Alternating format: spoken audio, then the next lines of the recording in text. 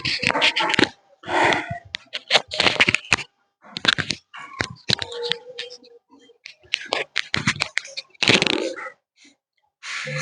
दोस्तों, नमस्कार। तो आइए आज हम लोग देखेंगे, हम लोग भारतीय राज्य व्यवस्था देख रहे थे और जिसको कि आप भारतीय संविधान भी बोल सकते हैं, पॉलिटी है ना, राजनीतिक विज्ञान, ये सभी इसी के अंतर्गत आता है भारतीय राज्य व्यवस्था से।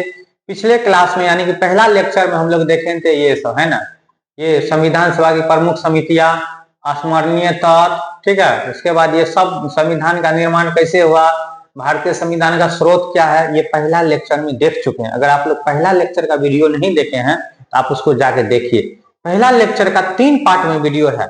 एगो वीडियो है वही 5 मिनट का, एगो है 11 मिनट का, एगो है लगभग 7 मिनट का।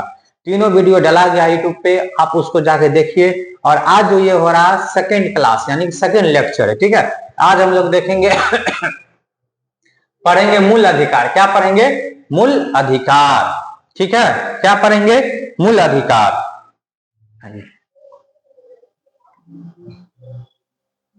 चलिए मूल अधिकार को देखते हैं और मूल अधिकार को जानते हैं। अभी जो वर्तमान में है ना, मूल अधिकार की संख्या 6। कितना है मूल अधिकार की संख्या? 6 है। और पहले कितना था? मूल अधिकार की संख्या 7 था, अभी 6 है मूल अधिकार। यानी कि मौलिक अधिकार भी आप उनको पढ़ सकते हैं। आइए देखते हैं क्या क्या लिखा गया। कहता है मूल अधिकार चलिए इसको थोड़ा बड़ा कर ले, है ना, क्या कर ले, थोड़ा सा बड़ा कर ले,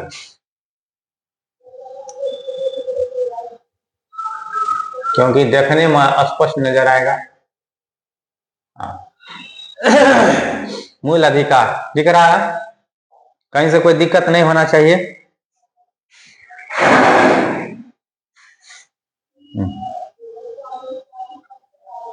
चलिए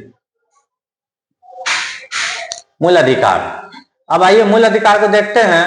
कहता है भारतीय संविधान, है ना, भारतीय संविधान। तो संविधान तो भारत का दुनिया में सबसे बड़ा लिखित संविधान है तो भारत का, ठीक है। और संविधान किसने लिखा, कब लिखा, कितना दिन लगा, ये सब सारा हम बता दिए थे पिछले क्लास के पिछले लेक्चर में, लेक्चर पहला में। आइए भारतीय संविधान के भाग 3 के अनुच्छेद 12 से 35 में मूल अधिकार का संबंधी प्रावधान है। मतलब 12 अनुच्छेद 12 से 35 में किसको?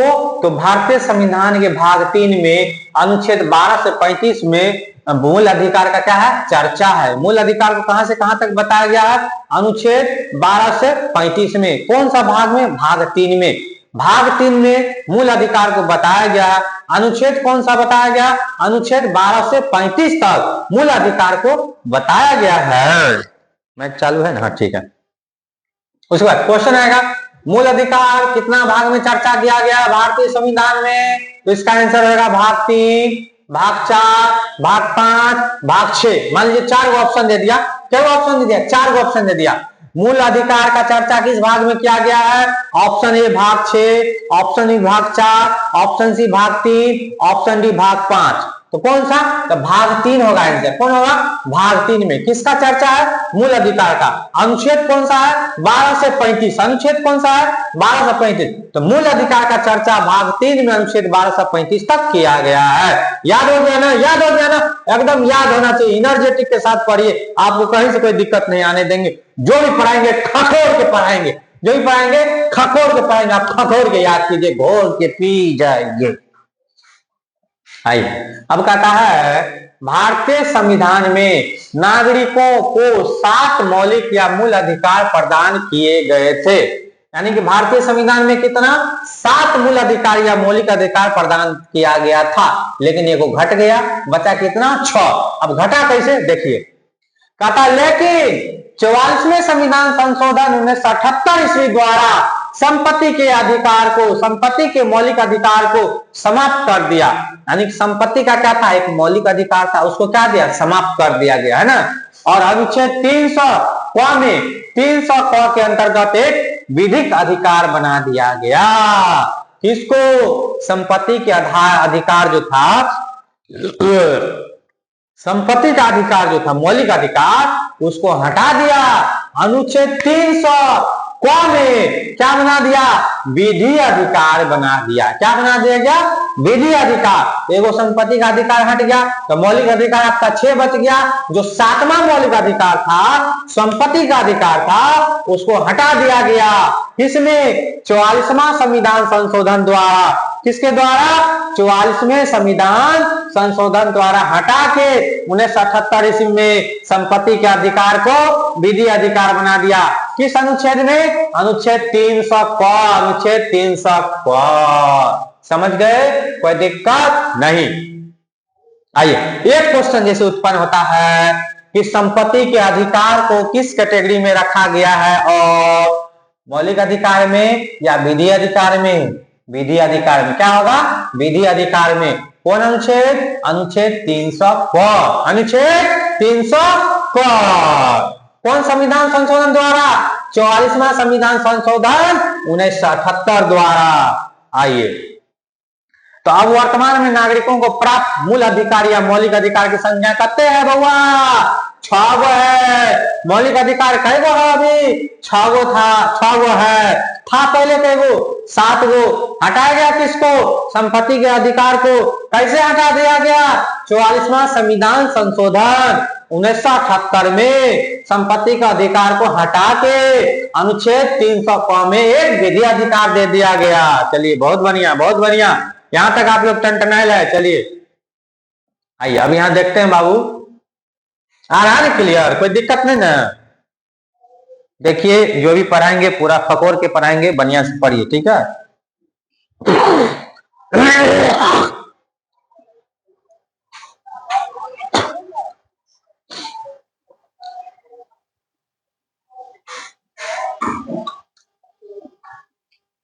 क्या कहता है, अनुच्छेद 21 के अंतर्गत, किसके अंतर्गत, अनुच्छेद 21 के अंतर्गत निजता के अधिकार को मूल अधिकारों के रूप में मान्यता सर्वोच्च न्यायालय ने प्रदान की है अगस्त 2017 में। क्या कहता है, अनुच्छेद 21 में, अनुच्छेद 21 के अंतर्गत मतलब अनुच्छेद 21 के अंदर निजता के अधिकार को मूल अधिकार के रूप में मान्यता सर्वोच्च परि माना गया। सबसे ऊंचा अधिकार किसको दिया गया है, निजता के अधिकार को।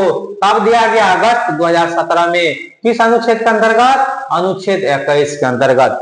ठीक है, चलिए, खैर इतना वो हाईलाइट क्वेश्चन इतना नहीं है।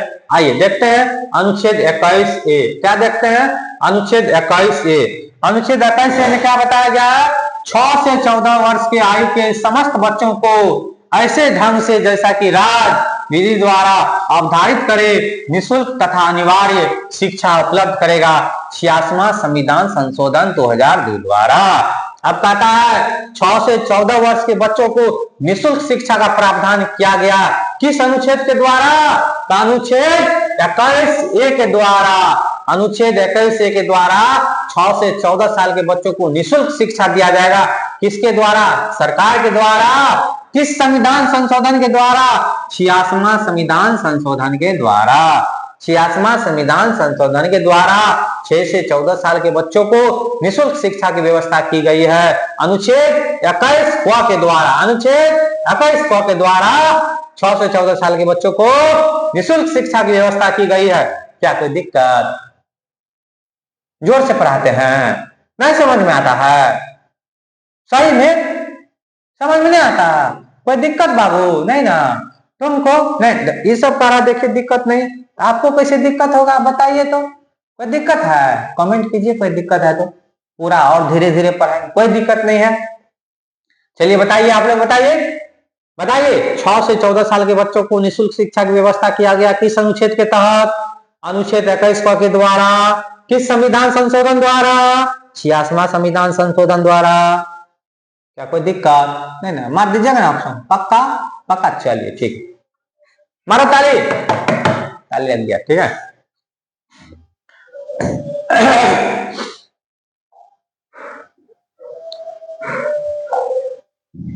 आइए, अब मूल अधिकार एवं अनुच्छेद क्या देखेंगे, मूल अधिकार एवं अनुच्छेद। ठीक है, आइए 6 गो मूल अधिकार है। कौन कौन सा है मूल अधिकार, आइए देखते हैं। ये 6ठा क्लास में भी है, 7वां में भी, 8वां में, सब में पढ़ना रहता। इसी को बोला जाता है फंडामेंटल राइट्स। क्या बोलता है? फंडामेंटल राइट्स, मूल अधिकार या मौलिक अधिकार। चलिए देखते हैं, समानता का अधिकार। समानता का अधिकार किस अनुच्छेद में है? अनुच्छेद 14 से 18 में। समानता का अधिकार किस अनुच्छेद में है बताइए? अनुच्छेद 14 से 18 में। चलिए ठीक है, बताइए समानता का अधिकार किस अनुच्छेद में है? अनुच्छेद 14 से 18 में। स्वतंत्रता का अधिकार किस अनुच्छेद में है? अनुच्छेद 1922 में। स्वतंत्रता का अधिकार किसमें है? अनुच्छेद 1922 में। स्वतंत्रता का अधिकार किसमें है? अनुच्छेद 1922 में। स्वतंत्रता का अधिकार किसमें है? अनुच्छेद 1922 में। क्या कोई दिक्कत बताइए? शोषण के विरुद्ध अधिकार तीसरा क्या है? तीसरा क्या है? मौलिक अधिकार। शोषण के विरुद्ध अधिकार किस अनुच्छेद में है? अनुच्छेद 2324 में। अनुच्छेद 23 से 24। क्या होगा? 23 से 24। स्वतंत्रता का शोषण के विरुद्ध अधिकार किस अनुच्छेद में है? अनुच्छेद 23 से 24 है ना। उसके बाद बताइए समानता का अधिकार किसमें है? अनुच्छेद 14 से 18। स्वतंत्रता का अधिकार कहाँ पे? अनुच्छेद 1922। शोषण के विरुद्ध अधिकार कहाँ है? अनुच्छेद 2324। धार्मिक स्वतंत्रता का अधिकार कहाँ है? अनुच्छेद 25 से 28। कहाँ है? अनुच्छेद 25 से 28।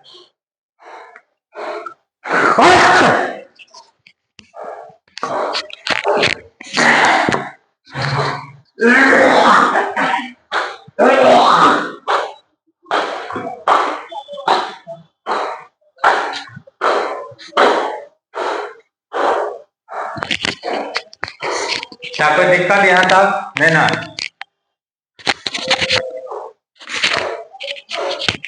चलिए, धार्मिक स्वतंत्रता का अधिकार कहां से?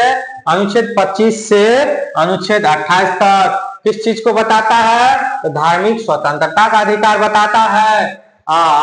चलिए 5 नंबर में क्या है? सांस्कृतिक तथा शिक्षा संबंधी अधिकार किस अनुच्छेद में बताता है? अनुच्छेद 29 से 30 में बताता है। उसके बाद देखिए संवैधानिक उपचारों का अधिकार अनुच्छेद 32 में बताता है। संवैधानिक उपचारों का अधिकार अनुच्छेद 32 में बताता है। चलिए एक बार ठीक से, समानता का अधिकार अनुच्छेद 14 से 18। स्वतंत्रता का अधिकार अनुच्छेद 1922। शोषण के विरुद्ध अधिकार अनुच्छेद 23 से 24। धार्मिक स्वतंत्रता का अधिकार अनुच्छेद 25 से 28। संस्कृति तथा शिक्षा संबंधी अधिकार अनुच्छेद 29 से 30। संवैधानिक उपचारों का अधिकार अनुच्छेद 32। ठीक है, मौलिक अधिकार खत्म। ठीक है, मौलिक अधिकार खत्म। एक मिनट देखिए तो,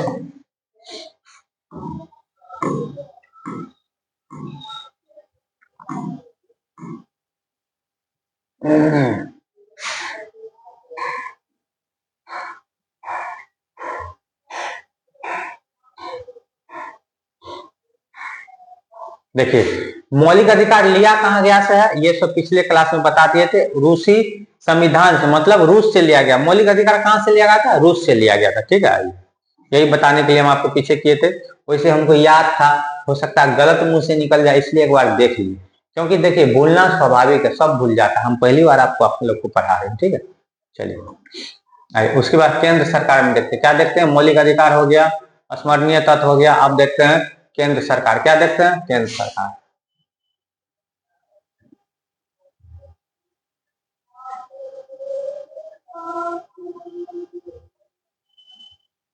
केंद्र सरकार देखते हैं। तो राष्ट्रपति के बारे में पढ़ेंगे। किसके बारे में पढ़ेंगे? राष्ट्रपति। भारत का सर्वोच्च नागरिक कौन होता है? राष्ट्रपति। भारत का प्रथम नागरिक कौन होता है? राष्ट्रपति। ठीक है ना। देखिए भारतीय संघ की कार्यपालिका शक्ति राष्ट्रपति में निहित है। मैंने कार्यपालिका की शक्ति किसमें है? राष्ट्रपति में है। कार्यपालिका की शक्ति किसमें है? राष्ट्रपति में है। भारत का सर्वोच्च नागरिक कौन है? ना राष्ट्रपति है। भारत का प्रथम नागरिक कौन है? राष्ट्रपति है ना।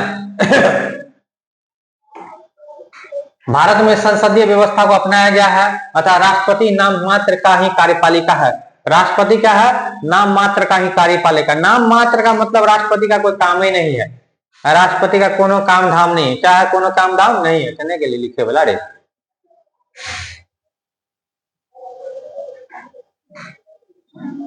लिखने वाला पेन गायब हो गया।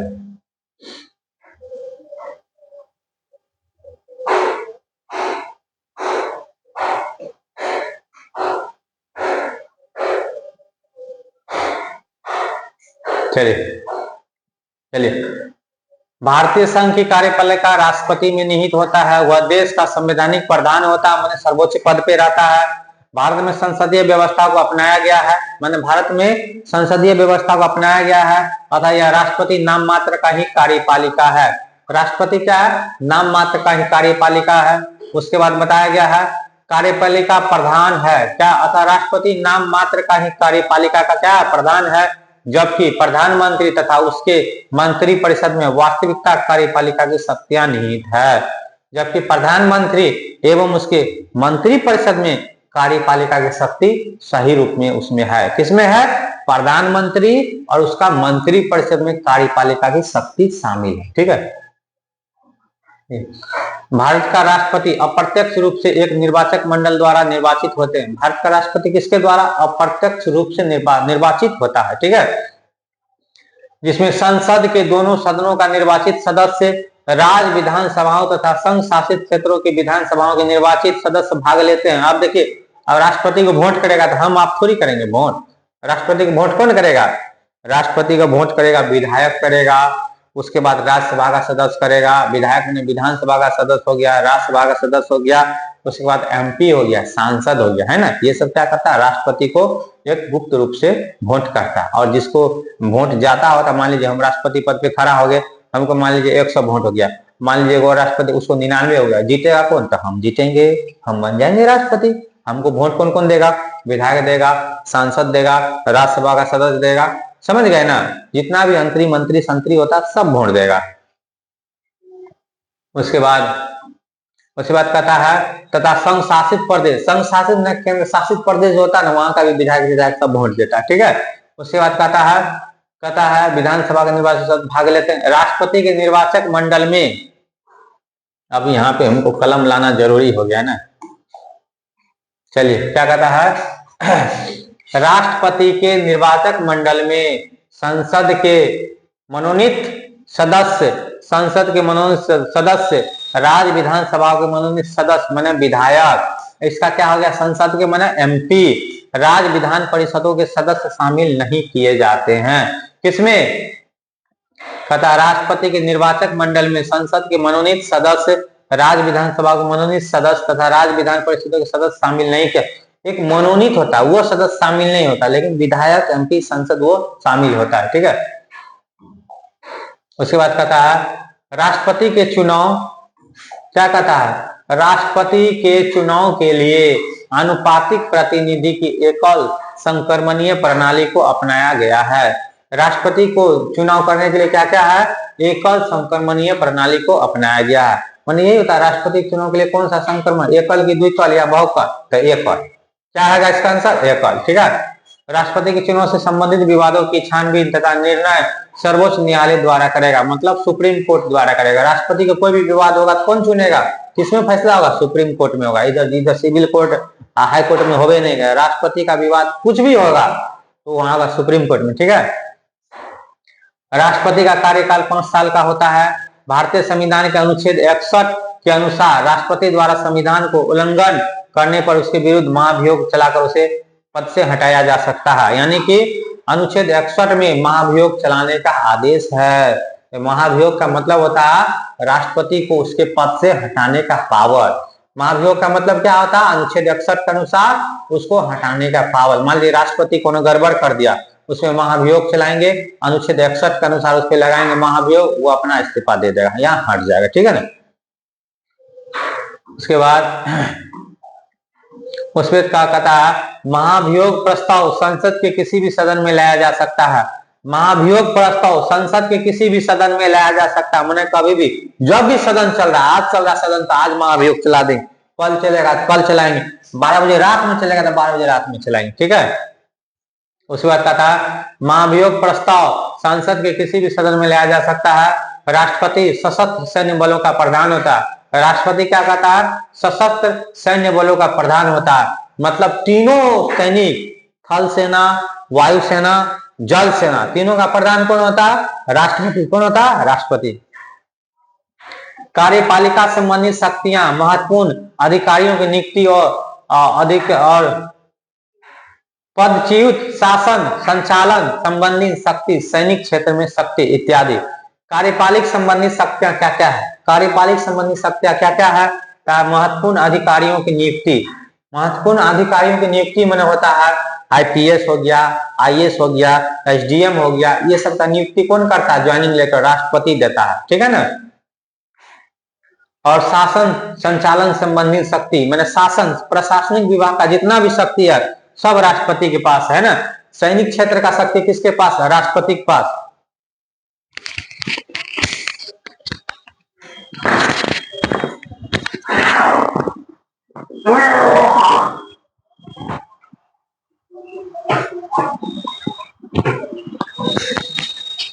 तो सैनिक का शक्ति किसके पास है? सैनिक क्षेत्र में जो भी शक्ति है सब राष्ट्रपति के पास है ना। उसके बाद महत्वपूर्ण अधिकारी आईएएस, आईपीएस, आईएम का मतलब आईपीएस का अधिकारी का नियुक्ति कौन करता है? राष्ट्रपति करता है, ठीक है ना। उसके बाद शासन संचालन समिति, ये तो हो ही गया इत्यादि। चलिए ठीक है, यहाँ तक हो गया। राष्ट्रपति संबंधी देख लिए। अब इधर क्या है? इधर उपराष्ट्रपति है।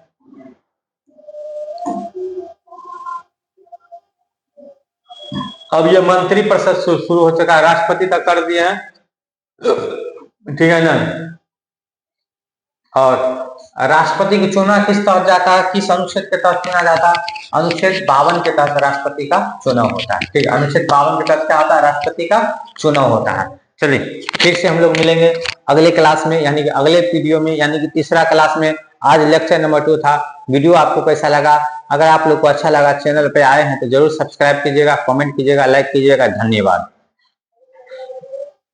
फिर हम लोग कल देखेंगे उपराष्ट्रपति और मंत्री परिषद। धन्यवाद।